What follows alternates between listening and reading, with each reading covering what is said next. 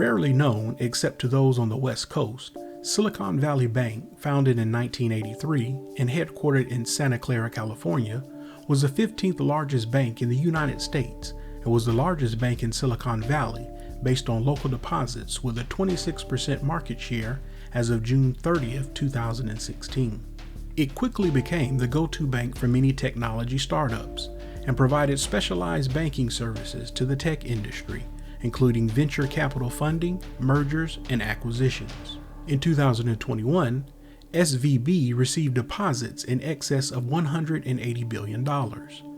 To compensate for this mass influx of deposits, they bought $80 billion in mortgage-backed securities. With inflation increasing, Jerome Powell and the Fed having continued doubling down on their decision to bring rising inflation down to 2% at all costs. Although inflation has been moderating in recent months, the process of getting inflation back down to 2% has a long way to go and is likely to be bumpy. As I mentioned, the latest economic data have come in stronger than expected, which suggests that the ultimate level of interest rates is likely to be higher than previously anticipated. If the totality of the data were to indicate that faster tightening is warranted, we'd be prepared to increase the pace of rate hikes. Increased rate hikes caused SVB's mortgage-backed securities to plummet due to investors being able to purchase long-duration risk-free bonds from the Fed at an almost 3% higher yield. Despite SVB revenue increasing 46% year over year and tripling their balance sheet between the end of 2019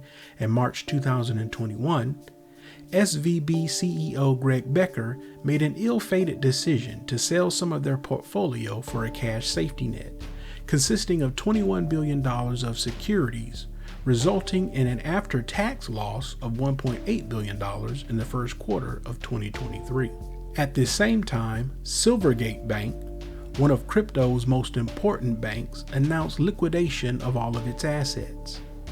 As a result of Silvergate's news and Greg Becker's announcement, SVB shares plummeted close to its all-time 52-week low, trading just north of $100. With the fall of FTX in January, increased pressure by the Fed to lower interest rates, the fear of an economic recession, and growing tech layoffs in Silicon Valley, customers and investors were warned to pull their money out from SVB. Human behavior is unpredictable, except in the instances of self-preservation.